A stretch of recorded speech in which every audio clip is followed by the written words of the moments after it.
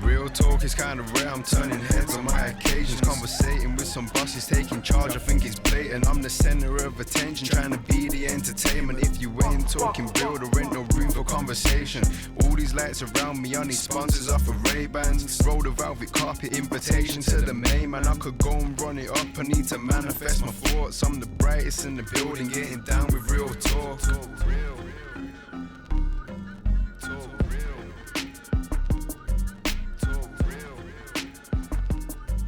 Welcome to another episode of The Talk Real with The Real Deal. I'm Antonia. I'm Ramar, Anthony Murray, if you must know. I'm probably the actual reason you're here. I'm Eddie, you know what it is, I'm the energy. I don't want to say anything else because you'll just see it, it's going to be amazing. Today we have, I don't want to say a pioneer, I feel like a pioneer is an understatement. A founder, a forefather of the UK black comedy scene. You're talking me up a lot here. Jeez. Not you. We got John Simmitt with us today, and he's known for his role playing Dipsy in the Teletubbies, some of you might know. Thank you for joining us today. That's quite alright. Can I make a complaint right at the top foot? Not only pioneer is fine and that's accurate. No, I'm not complaining about you, I'm just complaining about them why them at Real Deal Comedy Jam. I love them. Get me down here, already feeling old and self-esteem issues. I'm probably with the youngest crew. Exactly. Feel like some all with some young, hello young people and all people watching at home or wherever in your caravans. All good. Nice to see you, John. Nice to see you, John. First thing, how does it feel to be like around someone so like, I'm sure you've been around loads of comedic geniuses and all that kind of stuff. So I know it's probably like, it's nothing meeting me. I mean, you're around comedy geniuses all the time, you get me. But I can imagine you've been around loads of comedians. Do you have any favourites? No. That's the Any favourites? No. There must be. Okay, have you ever seen someone that's made you been like, yo, this guy, there's something about this, or girl, Right. something about this guy or this girl? I suppose you have to remember a lot of these people are colleagues and we started out together. Yeah. So you see that we all make the same different mistakes at the same time. Some of the time we're learning curves. Yeah. What I suppose to answer your question better, I can say meeting people back in the day, you don't know for sure, Yeah. but you know there's you're a bit different there, and there's a number of those. There's lots of talented comics, as you know. Yeah. You know, I don't need to drop a million names, but I can do one example. Just 1993 Edinburgh Festival. The Edinburgh Festival is like the marketplace for comedy. That's what you take your show up there and try and make your name. So we got up there, me, my partner, and a couple of friends, just to watch. So it's almost a long time ago, 1993, and there were two black shows that year. There was Stand Up Black America, and there was another show called The Adventures of Trick Whitey Man, which is like a black superhero. Jeez. So Stand Up Black America was three comedians, one of whom became a really good friend, and then the guy doing Trick Whitey Man was a 19-year-old Dave Chappelle. Yeah. This is 93, and they were Wait, so... say that again. The guy doing Trick Whitey Man was a guy called Dave... It was Dave Chappelle. The Dave Chappelle. Age 19 at the time. Jeez. So That's crazy. they were so glad to see black people in the audience. Bear in mind, this is the Edinburgh Festival, it's 93. Yeah. You know, they invited us to dinner, as you do, because of course after Yeah, the yeah. show, the Edinburgh Festival, the venues are quite small, 150, less than that, like this small, intimate room. So we're glad to see them. Obviously, you see other shows, but you make sure you check out the black show. So Yeah. we had food and we became friends from 93. And in fact, I remember going back to, again, years, one afternoon in 1994, we drove from Birmingham to Bristol because he was supposed to be doing a tour show with Tony Woods, who's still around. Yeah. It was a beer sponsored show, and I always remember it was a beer keller in Bristol. So we drove up there. So let's go check out Dave. So this sort of thing was doing in '94, and of course you get there and he's not on the tour. Days before the internet and mobile, Yeah, so you yeah. don't know. Oh, we did. Obviously, the publicity had gone out. Probably get better offers already and stay. So we drove back to Brom. So that's going back them days. But he was already being thought of. Well, you got something different because you guys don't know. You go to a comedy club and lots of people are really funny, but are you different? You know what I mean? Funny is hard enough to achieve anyway. Yeah. But you know, the same with a guy called Patrice O'Neill who passed away a few years ago. I always used to see him in New York. This is context because my parents my dad lived the last 20 years in New York, so I used to go on a regular basis for a long period, even before I was doing comedy. And then when comedy overlapped, you'd go down there and you'd sit regularly. If you read, for instance, I'm name dropping like a mofo, but why not? If you read Kevin Hart's book, he talks about being at the Boston Comedy Club in Greenwich Village, and around the table, I used to be around the table all the time, just listening, not joining in, listen to them trash each other, etc. And he talks about how you go from, you know, you can't even approach the table as a new comedian, and it's just because who are you? Like, you know what I mean? It's not a status thing, but we don't know you. So Patrice in them days wasn't even necessarily the funniest, but he had a voice of his own. You think you got something to say. You're I guess there's always something important about being unique, isn't there? Always in anything. So especially in comedy, I mean, some people may have niches, and that might tickle a certain demographic's fancy. So I guess that's how it works. But people say that I look like Dave Chappelle a lot. Do you guys think I look like Dave Chappelle? Like young Dave Chappelle. I've been saying he's gonna not listen to him. Do people actually say that to you? People say that all the time. All the time, people say I look like him. I know nothing. At least, good, no, I mean that's a good thing. What if they say No, you look the same. Everyone says I look exactly like Dave Chappelle, and I'm what like, if they were saying you look like a young guy. Notorious B.I.G.? That would make exactly. Not that you rap like him, you look like him. You're like, I know. That's true. Please. We've had at Real Deal. We've had a lot of people. Tony Woods has been on comedy show Real Deal. Kevin Hart has been on Real Deal as well. So it'd be amazing to get Dave Chappelle. I mean, if he's lucky enough, he'll get on. You get me? Yes, one day, give him a call and say, exactly. But we've got with Teletubbies, I know that's a huge thing. Everybody knows Teletubbies. I mean, I grew up with that. Did you grow up with that? 100%. Did you grow up with that? Yeah, for sure. Teletubbies. I always felt like, to me, there was always Teletubbies or Tweenies. You get me? There's two of them. Yeah. There's gonna two go of them. there, right? And I felt like, I always felt like, there was just a certain feeling about Teletubbies. It just made you feel warm. That's for a younger age, isn't it? But Tweenies felt a bit more, I don't want to say contrived. I just didn't believe in them. I didn't rate the characters. You get me? I'm right with you there, because this is an older reference, but it's like back in the days when it's laughable, but people used to say about a rival between the Jacksons and the Osmonds. Yeah. Really? Yeah. What? Seriously? What? There's stage presence singing, but you have to that loud. You have to choose your words carefully and go, are you for real? Yeah. You know, come on. You know what I mean? Henry Cooper and Muhammad Ali. Really? Exactly. This is what I'm saying. I don't feel like that's Tweenies and Teletubbies. I don't even feel like that's a comparison. You get me? Tweenies, but it's clear that you like Teletubbies. Yeah, everybody else likes Teletubbies as well. Exactly. 121 countries. Tweenies, 6. I like that. I don't know, but it's something like 6. Exactly. You know what I mean? Come on. And if I'm honest, I'm not even just going to say this to flatter you. So don't feel like this is just for your benefit. I always thought that my favourite Teletubby was Poe.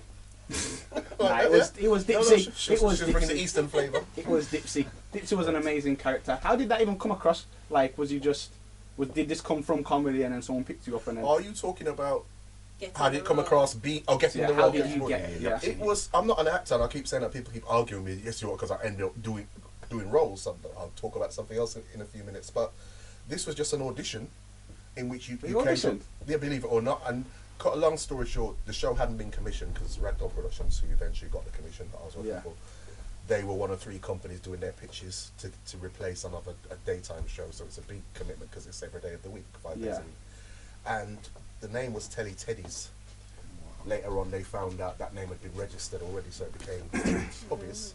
And I became the first person brought on board. It was ironically The first person. The first Teletubby. Yeah. Nice. Jeez. So in fact, Nikki, who plays Lala, she's writing her book about it, and actually she sent me a draft to make notes and remind stuff. So she says that, yeah. So I was the first person brought on board, and it was a strange process because one, the show has not been commissioned yet, and it's very, very strange. One, they're asking you to move around a certain way, and then you go into London quite a few times to try and the prototype of what would become the suit. So if you think of those holiday camps where you have the sort of sumo suits, friendliness, it was a bit like that. So of course you get down there, you try this on, somebody makes some notes, measurements. You're literally in there 20 minutes. I remember it was in Wimbledon, so I'd go to London, go down to Wimbledon, then you've been paid anyway, so you've got the afternoon in London, and I'd say to fellow comedians and friends and family, I'm up for this thing. It's a bit strange. So I'll tell you more if it happens. And then they got the commission, and they messaged me to say we're going to cast the other 3. So they're going through that process. So, okay. What I will say is, after months of rehearsal, first in London and then moving to location in Stratford-on-Avon, when we were doing the first sequence, something I was saying to Nikki the other day, it's like being in a postbox. So, because you're seeing through the mouth of the Tubbies, you've got no peripheral vision, so you've got an earpiece to help you along, because literally you can see that. I remember looking out at the other 3 and thinking, this is really strange. So You know what I mean? That's from within it. with that earpiece, do they tell you what to do? Some of the time, yeah, because obviously you can't see where you're stepping. Like You've the got- little rabbits and stuff. Yeah, so you've blocked it out of costume, Yeah. and then you're going for it and so on. But if you're going a bit so they can see a bit left because no peripheral vision and that sort of Yeah. thing. But I remember thinking, this is really strange. It's a bit mad as well because you're yeah. Caribbean. Yeah. So are you Jamaican? Jamaican, Caribbean, Cuban, Cuban, yeah. Jamaican, Cuban. It's crazy to think like if you think of the connotations of a Jamaican man, you're not gonna think about a Teletubby. Oh yeah. So Or it's any crazy man, to- which culture would you think a Yeah, I Chinese know, guy? I know. Oh, they are a Polish man. You know, but I know Yeah, you're getting it's that. But crazy to know that this big black man's underneath this suit, Yeah. and you can see it through You the kind suit. of knew it. You can see it through the because suit. I knew. Yeah. Yeah, I knew. There was something about Dipsy when I watched Teletubbies. It's just the way it was moving. Yeah. It's just Like the way his it was shoulders rolled a bit yeah, more, And it was yeah. always like Yeah, this. yeah. there was Yo. no accident, and they wanted that. And the same with Poi Fan Lee, the actress who plays Po. Yeah. You talk to people from the Chinese community and that part of the world, and they could spot the things she was putting in there. You know, Yeah. she was using Cantonese language and the same. I've said it more than one interview. Dipsy would walk along going on, "Papa-dum, papa-dum, papa-dum." That's actually a reggae tune called The Whip. Swear. Lots of MCs sit on that rhythm to this day. It's a studio one rhythm Yeah. called the instrumental. So you bring your culture, but you're encouraged to bring your culture, and you're proud to do that. You know what I Yeah. mean? So wherever you come from, it's rare you get an opportunity to be you, because while you can call them characters, Yeah. loosely speaking, they're toddlers, they're space age toddlers. So again, Yeah.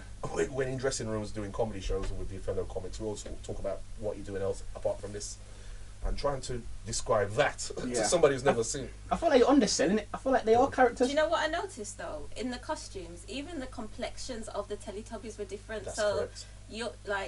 you could tell that there were different races as well. And that's no obviously- accident, you're right. exactly, and the cast were also multiracial. What was it like working? Were they trying to be diverse and stuff? They were Ragdoll Productions. Their whole ethos has been about that. So credit Yeah. where it is due. And bear in mind, this is the mid-90s. It was the working day is 8 a.m. to 7 p.m. So that in itself is a long day, and the suit weighs nearly 3 stone, and you run up and down hills. So so you get cuts. You know what I mean? You get the Rocky exercise. training. Exactly. And there's lots of good fun, but there's also lots of cursing. Because Yeah, of course, yeah. if you get something wrong, or if you say, because you can't, obviously, you have to do take 3. And you forget sometimes. I remember that there's a control room with sound and vision mixing on site, and you're in your own little zone. You know what I mean? Yeah. You're in the headache, and you forget they're here muttering to yourself. You know what I mean? And Yeah. we can hear. Oh, sorry, but it's a long day. Over the course of that many hours, if you're in there. Imagine hearing a Teletubby say Bumpercar. So the last time you were Dipsy, did you know it was your last time, and how did you feel? That's a funny one actually, because we filmed for 6 years. Was it? Let me get this right. 96 we were filming most of it. It went out in 97, and then we finished. I think in 2000. We finished in 2002. So we did 5 years on location in Stratford-on-Avon, 1 year in London working at Pinewood Studios, and then they called us back. So years later, after 5 years, they called us, and these things make you laugh because they called us to a dinner in London. We'd stayed in touch, we hadn't seen each other, so it's nice, and you're glad, food in a nice London restaurant, and they're like, oh, it's 10 years of the show, this is 2007 about to start. Do you want to go abroad and do some PR, for the show? Because as I said before, the show's in 121 countries. So the first thing they said to you is, do you want to go to New York for a week? Imagine New York for a week with pay. Yeah. And I remember that sort of thing. What that sort of thing you're doing? Wow. Oh, well, I'll have to speak to my agent. Yeah. And we're all doing that. Did it with a smile on his face. Come out the room. Yeah, in the room. We're all like, because you didn't know what we're there for. You're thinking there's always gonna be something with Ragdoll Productions, Yeah, but So when I said, a week with pay, you have to keep your pay. Yeah, you have to stop yourself from smiling. Innit? So you can negotiate. Yeah, they don't yeah. see you too excited. Thank you. 100%. That sort of stuff. And then that year we went to Singapore. The weird thing is comedian Quincy. You'll know Quincy. The plane landed. It's the longest plane journey I've ever done. You then start to realise how far some places are, because it was a 12-hour flight. To New York. No, this is Singapore, and it's the same sort of promotional round. Right. It's a 12-hour flight, and the guy next to me, I was chatting to him, a little bit of conversation here and then.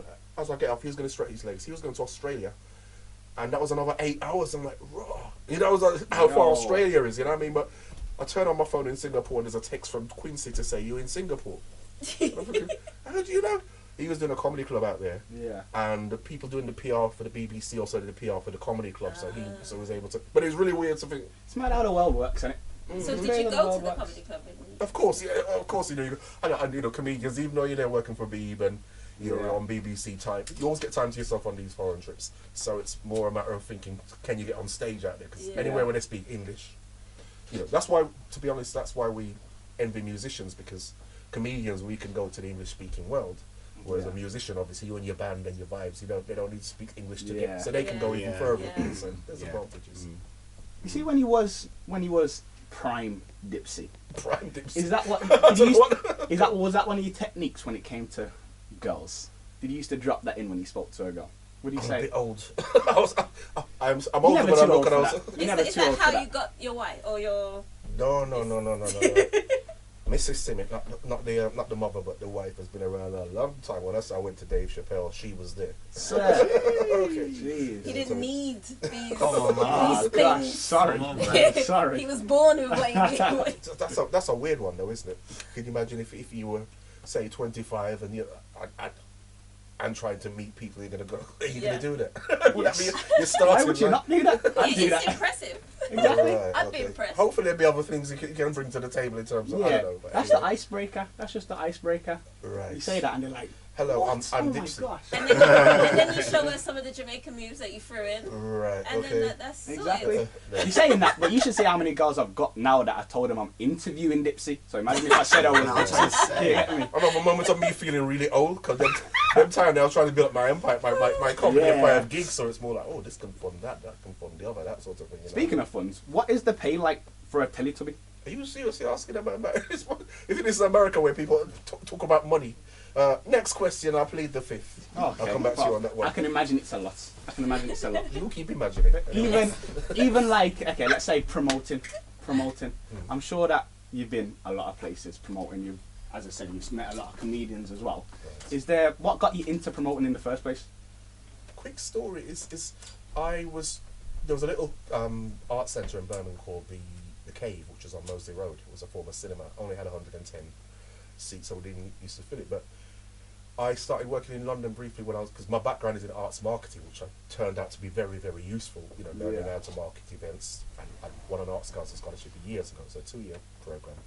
I went freelance and I was working at the Cave doing marketing there, going to watch shows, DJing, usual thing. Lots of creative people. You all try different things, and they booked a comedy show.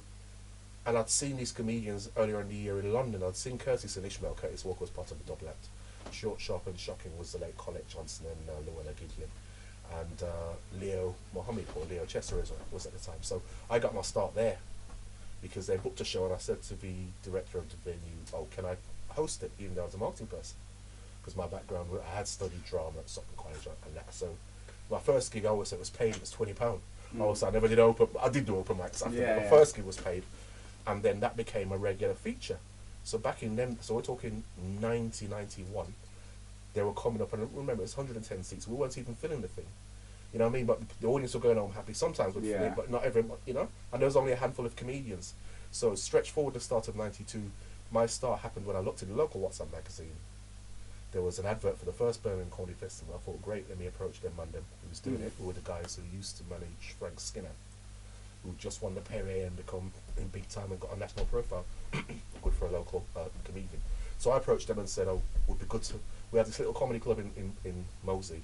Why don't you have a show at the Alexandra Theatre as part of your festival? It'd be good, widen it. And I got so much time for these guys because they turned me down. They didn't think it was a good idea. Yeah. And until that moment, I never thought of putting on a show, even though I was marketing other people's shows.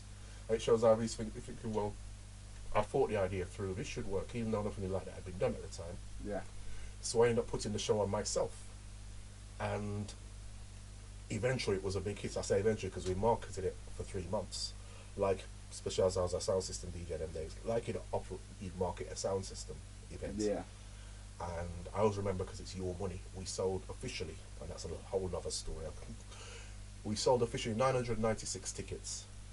But 800 of those were in the last 9 days of a 3-month campaign. You know, that audience in the last minute thing. I remember that thinking. That sounds accurate. Yeah. I mean, since then, lots of promoters have got ways of cheaper tickets to buy early. But those days, I remember being nervous, thinking, well, come on, this is, you know, you don't want to. Wasn't so much a money thing as an embarrassment thing. You don't want to be in the Alexander Theatre and have 200 people in there. You took the Of risk course. as well. Yeah. Exactly. Fall flat. You know, people why you fall flat on your face. So it was a hit. But those times you're feeling your way along. You're just thinking it's a good idea, and people then say, "Oh, we're going to do another one." I was like, maybe this time next year, bank holiday, because I'm always thinking in terms of structure. Of course. This can become an annual thing because you can't do a show that big Yeah. all the time. And it's late. And also later on, you didn't realise, hang on, nobody starts in the Alexandra Theatre. You know what I mean? You start somewhere small. You know what I mean? And then what happened is other theatres started to get in touch. So the Crucible, where the snooker happens, they wanted something to follow. There's a great sketch show with Eddie Nestor of actors called The Posse. They'd gone on the road, and they finished their show in Sheffield. And the theatre was amazed because the theatre was rammed every night. Because what happened? Black people who were not being catered for, all over the country wanted to see this show again. There's some shows I've seen 7, 8 times because we're so not catered for. So black people from all over the country came to Sheffield to see that show. And the late Stephen Barry, R.I.P., the director of the theatre, got in touch with me after a recommendation for Alex to say he wanted to follow up The Posse. So he heard about the Black Comedy Showcase I've done in Birmingham. So I went up to Sheffield, met with him. And the rest is effectively history because I said to him, well, I'll do the same thing I did in Birmingham, but I want a monthly comedy club in your studio in the autumn. I'll take the risk. But I want a monthly comedy club. Obviously, you pay us. And that's how I got done. You know, obviously, you know what I mean? So my first comedy club wasn't Birmingham because in Birmingham I was a paid host. I started at the Crucible in Sheffield in September '93. And from then on, other venues, Yara Santo in West London got in touch. Cornbury and Bristol got in touch. Manchester, there's literally not a city in the country with a significant quote unquote black. You definitely created a platform for black comedians definitely. before they even had one. And before there was many comedians. And you took the risk and you kept on going and you had the vision. I really respect that. That's really cool. But all of it isn't always, thought out, but you think bit by bit. But literally, as you said, so we'll do the big shows once or twice here in the theatres. But my logic was I want a monthly show in every city if I can, because that way we can work regular. And also we've got a circuit, because I used to think an analogy from the music business. There was a company called Jetstar Records. I don't know what your genre was. If it's black music, your tune needs to be distributed in them days because obviously it's not online. So my thinking was, well, if a tune is a hit or a failure, Jetstar's still getting paid because obviously you've got to give them your 200 copies, whatever it is. If 200 copies sell, it's the same money.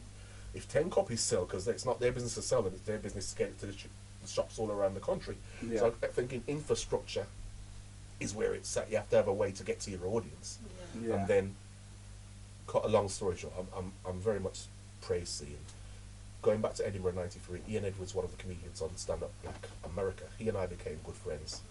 And he said to me, oh, we'd like to do a tour. And this was December. So I met him in August, in December '93. So this time I'd gone out to New York to see my mum because the old man had passed. So I remember him meeting me at the airport on my way back and us talking. And I said, send me some videotapes. That's how old it was, VHS, you know. Send me some videotapes of some of the Americans, the people on the circuit. And some of the people I turned down, you know, where you go, etc. So he sent me some tapes, and that was December. By March, the tour was on at 7 cities.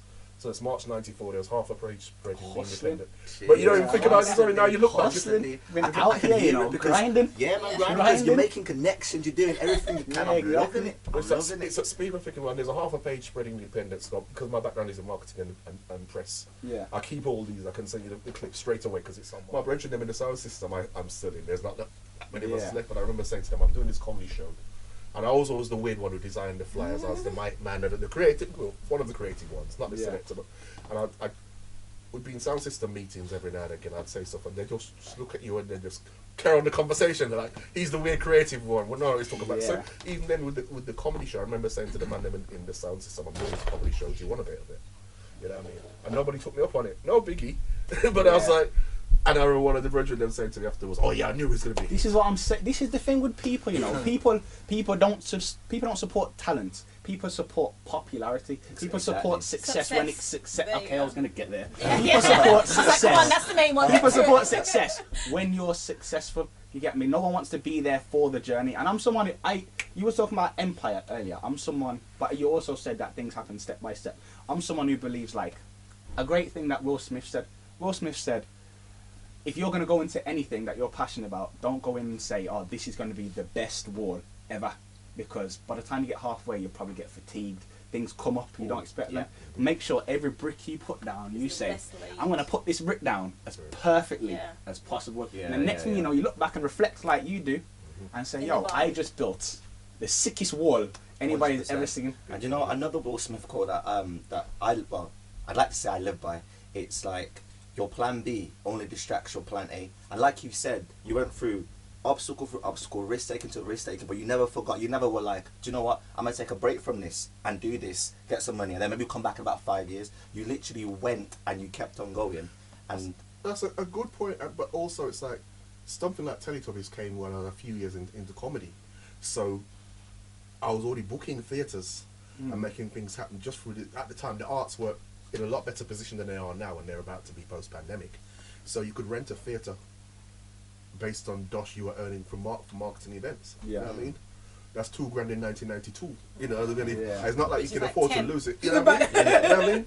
So a lot of the time it's about wanting to keep working and wanting to be in control of your destiny, because the point is, as young comedians, smashes over there will know, you know, at the time there wasn't much of a black circuit, so you're trying to work everywhere. You want to make, you're British, you want to make everybody laugh, but when you ring, 1 minute you're playing a theatre, and then you're ringing in some comedy club down the road above a pub, and man's go, oh, you come in and see me. So you might go and see, but you ain't waiting. You know what I mean? And that's has the little anecdote about putting on the show. I forgot to say, the Birmingham Comedy Festival guys, having turned me down, then came to me the same year and said, "We're putting on a black show. Can you host it, and also can you do a spot on the show and help us market it?" Yeah. So I wasn't doing it to prove to them. I'm just doing it to prove to Yeah. the idea. So they came back to me, and like I said, I've got respect for them, because even though they turned me down, if they hadn't done, I wouldn't have thought at that time, well, I can do this myself. Yeah. Well, you know what? What's big about, we've referenced black comedians a lot here, and it's when you was first coming up, black comedy wasn't even a thing, basically. But what do you think about, now it's the social media and all that kind of stuff, now it's not easy, but it's easier for a black comedian to come up and make his name. What do you feel about those ones that make the difference, or the transition from the, I don't know, want to call it underground game, from maybe local or something, into the mainstream? Obviously mainstream UK is white. What do you feel about those people who water down their persona or their act to fit that mainstream? What, in terms of the mainstream now, in terms of, if you were to say, well, black comedians who are getting a fair amount of I'm one of them, I'm on the radio, you know what I mean? Yeah. I do a lot of interviews, but the point is, if you're talking about the people doing lots of TV, except I don't see anybody doing anything different to what they were doing before. So, you know, I'll go out to bat for Julian, I'll go out to bat for Dane Baptiste, I'll go out to bat for Mo.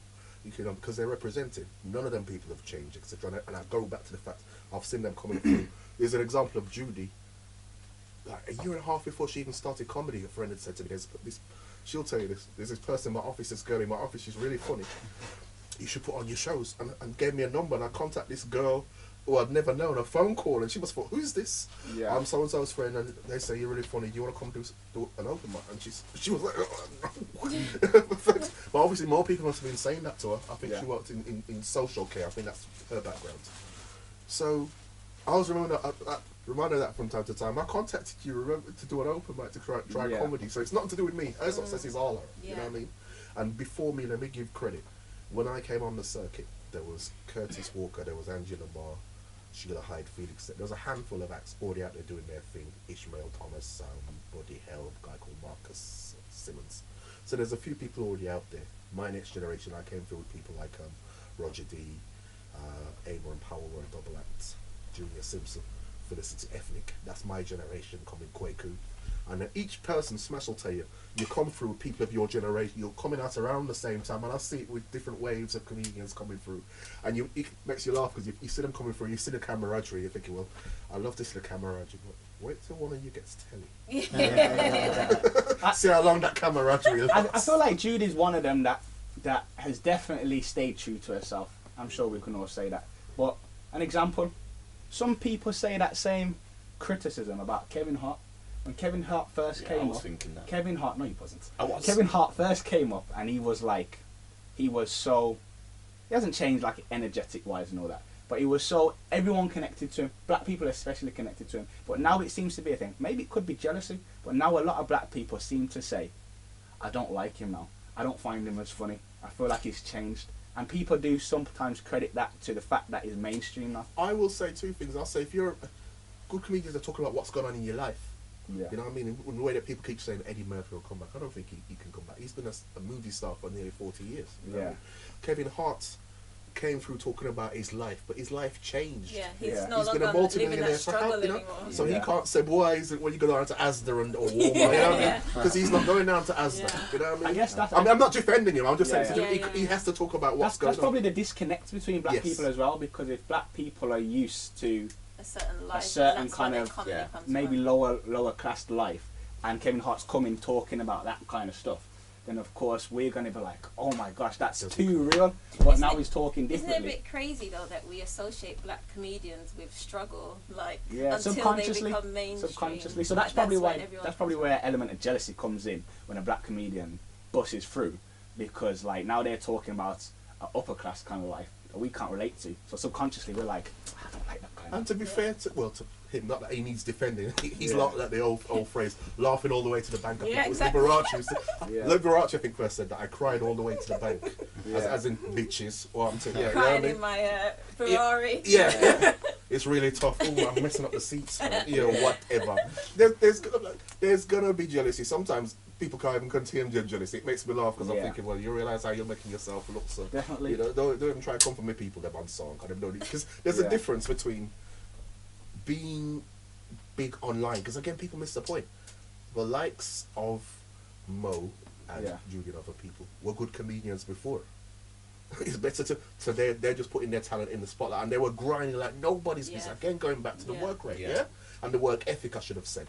Yeah. Whereas I see examples of people who make their name online and then try and become a live comedian, and you know, is that it? It's a You hard know what I mean? transition. Yeah, it's, But I it's can not the imagine same it's thing, you know? tough.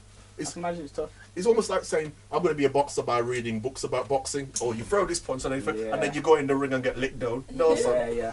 Better you actually learn to box and then write the book about boxing yourself. So John, what do you feel about like when it comes to black people, like you said, why do black people associate a certain kind of life, whatever? I personally feel like black people can be very crabs in a bucket. I feel like a lot of black people don't want other people who come from where they come from I'll to say two succeed. things for that. Some. Some, yeah, You know, definitely. a lot Some. of black people celebrate and so on. And I feel like that's in the past as well. I feel like we're in a different. There's a different energy I don't think now. that at all. We- I feel like that's a facade. I feel like a lot of people, because social media is a thing now, people pretend to be good people online, whereas subconsciously, I know a lot of people do pray for your downfall. People do hope that you don't succeed. People want you to succeed, but not succeed more than them. So when they see you coming up, they're hoping you hit a barrier. I agree with you because there's nothing people like more than mix up. You Yeah, know, drama. If people are having a go at each other online, people love to see that. They're like, it's like school back in the day, two people fighting, the kid Yeah, who's standing going, exactly. fight, because you're not taking Yeah. punches. Someone's going to get humiliated, someone's going to walk off triumphant and so on. Yeah. But you don't have to get into that mix up. And the point is, I take your point to one degree, and again, because as somebody who was known for DJing around the place, a lot of people weren't coming to the arts. I was marketing plays and all that sort of stuff, and they weren't necessarily Yeah. coming to that. But when two things, you make your debut at the Alexander Theatre, and people, oh, it's that DJ guy, he does jokes. Yeah. And then 2 years later, you make your TV debut on The Real McCoy, then you become a comedian in there. Then you get mentioned by Lenny Henry. And Yeah. and they're like, Oh, yeah, that sort of thing. So it's like, you're on TV. I know, it must funny, you know. Yeah, right. Well, but that's just human nature. Yeah. That's giving you credibility, but you've had to be grinding, doing the work to get to the point. You people, the way you guys are working. You'll know that, like I said, it goes back to that analogy of being in a comedy club, 200 people. If you're lucky, 199 are laughing. You still notice person 7. You know, Yeah. it's just all comedians will say that. You don't know what, but you still have to discipline yourself and remind yourself to say, I know nothing. yeah. If someone's trying to insult you online, whether it's a member of the public or occasionally it might appear, so what? You know, what have I got going on? All right, you go. Yeah. You know, because you'll notice the people I've mentioned already, they're not going for anybody online or whatever it is. Yeah. They're telling you, Yeah. this is what I'm doing. If They you stay ask, focused on the task at hand. thank you, and Yeah. the tasks ahead. And I'm not just here as some sort of heritage comedian, what I used to do. You know what I mean? Right now I'm in a musical called Rush. I nearly forgot for a second. It's a Windrush musical. Ah. The the pandemic stopped it. We were on our second tour. We were 3 dates into a 22-day tour. That comes back, and I've also written the narrative. So it's me and a 14-piece band. Wow. It's talking about the Windrush story. It's filling big theatres. So this is no.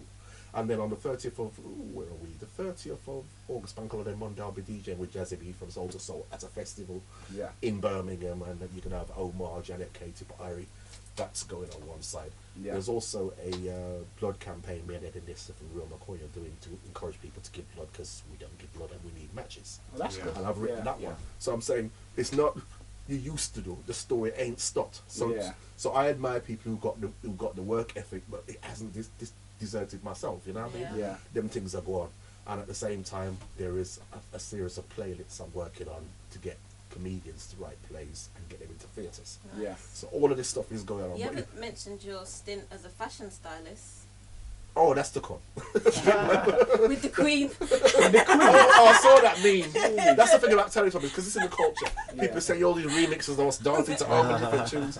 People dressed as you. I've forgotten that. Oh yeah, Queenie, and she wasn't wearing. Obviously, yesterday she was in black, and respect is due, and genuinely felt for her. But on a happier day, she was channeling her inner tracksuit. Yeah, channeling her inner. So that's going on, but it's like. Don't get me wrong, I'm from Edgbaston, Dudley Road. I'm a street fighter, not to work with people, you know. Yeah. I was, of course, people if you hear such and such saying anything, but my response is not to respond. I'll say, you're a boy over there, so you realise I'm putting on more shows in London, your hometown, than you're doing. Jeez. You realise I put on more shows in London than anything. You realise I put on more shows in London than you lot all combined. And I'm from Birmingham. If you want to go there, we can go there. Reloaded! So just leave the fire! Oh, is that me on radio too? It's still going. Is this me doing a theatre tour years after I'm supposed to be past my time? I'm being asked. Oh my god. You know what I mean? I feel like you're just flexing on us now. No, but I'm thinking if I wanted to go with the rivalry thing and so on. Exactly. Even in the controversy, he don't miss. So you want to tell me how much followers you have and so on, but I don't see you on telly. I see you online doing videos in your car. That hurt me personally. You know what I mean? That hurt me personally. You know what I mean? I see you doing videos and so online, but I can't see your credits. Wow. You know, so I can't see how many tours you've produced, how many countries you've worked in, blah blah blah blah blah. I'm tearing up. You're tearing up. You're tearing up. So I'm thinking we can go there, but if we prefer to focus the energy properly, this is what I'm doing. But yeah, you're focused. You're a humble guy, and you focus on yourself. But I respect that. But I mean, come on, there's a room full of Brummies. Brummies don't do the foolishness. If you get ideas, and Jamaicans don't do the foolishness. You get ideas above your status. People soon pull you down, and rightfully so. If you're doing well, fine. Well, we just want to thank you. I think we've all taken some life lessons from you today. Yeah, I was giving up this fellow Birmingham coders. I hope you've taken some from me as well. You better all listen. This right here is gold. You got to get it in. Old gold, but old. No, it's definitely still current. We want to thank you for coming down and talking real with us. And talking real for free. You know? I will say it again, John Simmitt, stand-up comedian, not being paid. Big enough, talk real, the podcast, by the Real Deal Comedy Jam. You heard?